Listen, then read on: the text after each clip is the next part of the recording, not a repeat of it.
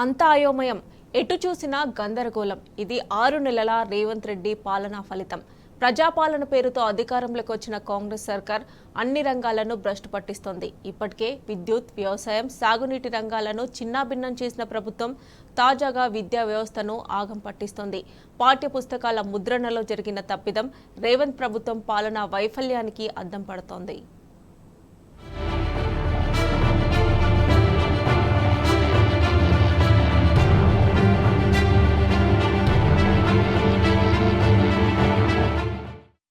అడ్డదిడ్డం పనులు, ఆగమాగం వ్యవహారం.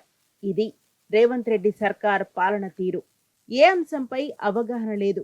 హడావిడిగా నిర్ణయాలు తీసుకోవడం, ఆ తర్వాత నాలుక ఖర్చుకోవడం ఆనవాయితీగా మారింది.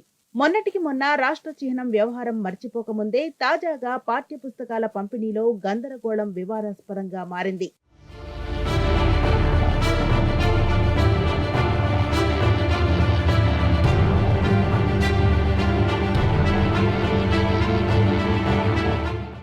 బడులు ప్రారంభమైన రోజున మంత్రులు, ఇతర నేతలు విద్యార్థులకు పుస్తకాలు పంపిణీ చేశారు. అయితే ఆ పుస్తకాలు 2022లో ముద్రించినవి.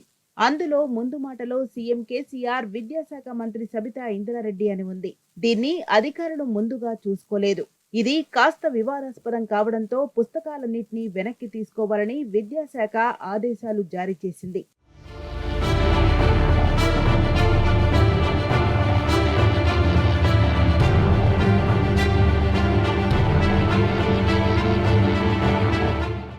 కాంగ్రెస్ ప్రభుత్వం అధికారంలోకి వచ్చి 6 నెలలు పూర్తయినా ఇంతవరకు విద్యాశాఖకు మంత్రి లేరు. సీఎం రేవంత్ రెడ్డి దగ్గరే ఆ శాఖ ఉంది. ఈ నేపథ్యంలో పాఠ్య పుస్తకాలపై సమీక్ష కొరవడింది. అధికారులు సైతం పట్టించుకోలేదు. నామ్కే వాస్తేగా విధులు నిర్వహిస్తున్నారు. ఫలితంగా ముందు మాట మార్చని పుస్తకాల పంపిణీ రాష్ట్ర వ్యాప్తంగా జరిగిపోయింది. ఇప్పుడు వాటన్నిటినీ వెనక్కి తీసుకోవాలన్న ప్రభుత్వ నిర్ణయంతో విద్యార్థులకు నష్టం జరుగుతోంది. నూతన పుస్తకాల పంపిణీకి మరింత సమయం పట్టనున్న నేపథ్యంలో సర్వత్రా ఆందోళన వ్యక్తమవుతోంది.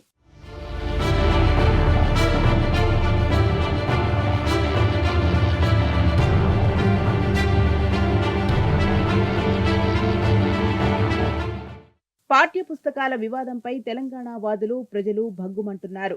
రేవంత్ రెడ్డి సంకుచిత రాజకీయాలకు విద్యార్థులు బలవుతున్నారని ఎమ్మెల్సీ దేశపతి శ్రీనివాస్ ఆగ్రహం వ్యక్తం చేశారు.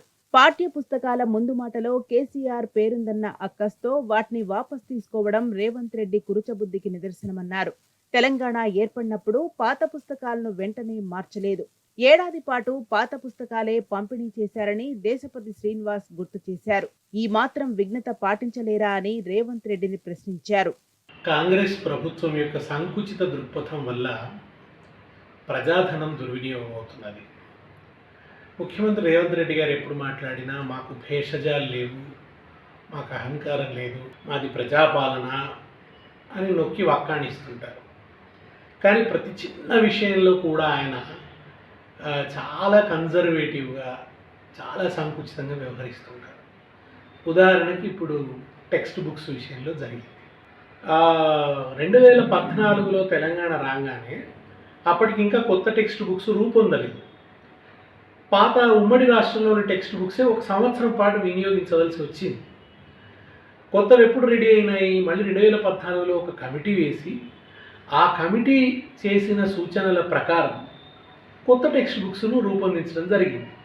అవి వచ్చేంత వరకు ఉమ్మడి రాష్ట్రంలో ఉన్నటువంటి పుస్తకాలను వాడాం. అప్పటి ముఖ్యమంత్రి పేరే ఉంది, అప్పుడు ఉన్న ఎడిటర్స్ పేరే ఉన్నాయి. కానీ అప్పుడెప్పుడు కూడా ఆనాడు తెలంగాణ ప్రభుత్వం ఇలా వాళ్ళ పేర్లు ఎందుకు ఉండాలి, ఉమ్మడి రాష్ట్రం ఎందుకు ఉండాలి, తీసేయండి, లేదా ఆ పేపర్ చించేయండి, కొత్త పేపర్ అతికించండి, స్టిక్కర్లు వేయండి అనే పని చేయలేదు.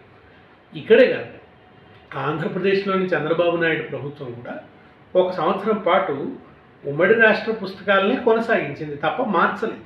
దానికోసం వాళ్ళు కొత్త కమిటీని వేయాలి. ఆ కమిటీ వచ్చిన తర్వాత, కొత్త పుస్తకాలు రూపొందిన తర్వాత ప్యానెల్ అంతా కూడా మారుతుంది, ఎడిటర్ పేరు మారుతుంది. అంతకుముందున్న ముఖ్యమంత్రి సందేశం బదులు కొత్త ముఖ్యమంత్రి సందేశం, ఇవన్నీ వస్తాయి.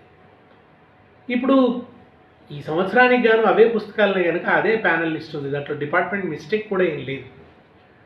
అప్పుడు అది ఉన్నందుకు ఇప్పుడు ఆయన పాత ముఖ్యమంత్రి గారి పేరెట్లా ఉంటుంది, పాత విద్యాశాఖ మంత్రి పేరెట్లా ఉంటుంది అనే ఉద్దేశంతో ఇప్పుడు ఆయన ఏం చేస్తున్నారు, మొదటనేమో ఆ పుస్తకాలు రాగానే ఉలిక్కి పడ్డారు, ఏదో కొంపలు మునిగిపోయింది. ఏం కొంపలు మునగలేదు. ఆ తర్వాత అది తీసేద్దాం అనుకున్నారు. ఆ కాగితం తీసేద్దామంటే దానికి వెనక వైపు జాతీయ గీతం ఉంది, వందే మాతరం ఉంది. సో తీసేయలేరు.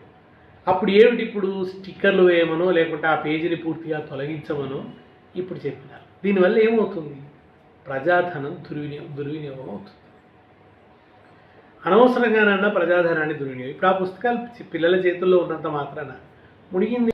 ఇప్పుడు ఈ ఇయర్కు ఉన్నవి వాటిని యథాతథంగా కొనసాగించాలి. కానీ కేవలం ఒక సంకుచితత్వం లోపల పెట్టుకొని ఇది తగదు, ఇది హుందాగా లేదు, ఇది చాలా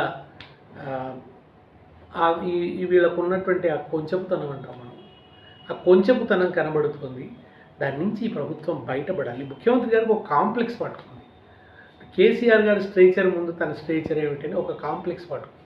ఆ కాంప్లెక్స్లో భాగంగా ఇవన్నీ వస్తున్నాయి. అది ఆ చిహ్నాలు మార్చడం కావచ్చు, తర్వాత ఏమిటి మన తెలంగాణ తల్లి ఆకారాన్ని మార్చాలనుకోవడం కావచ్చు, ఇవాళ పుస్తకాలకు సంబంధించి ఇది కావచ్చు.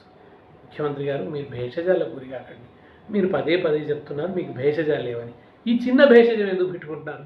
ఈ సంవత్సరం ఆ టెక్స్ట్ బుక్స్ ఉంటాయి, నెక్స్ట్ సంవత్సరానికి మీ ప్రభుత్వం యొక్క పర్యవేక్షణలో కొత్త టెక్స్ట్ బుక్స్ని తీసుకురండి, దానికి అవసరమైన కమిటీని వేయండి, తీసుకురండి. కానీ పాత బుక్స్ కొనసాగించే దగ్గర ఇంత ఇబ్బంది పడకండి, అనవసరంగా ప్రజాధనాన్ని దుర్వినియోగం చేయకండి.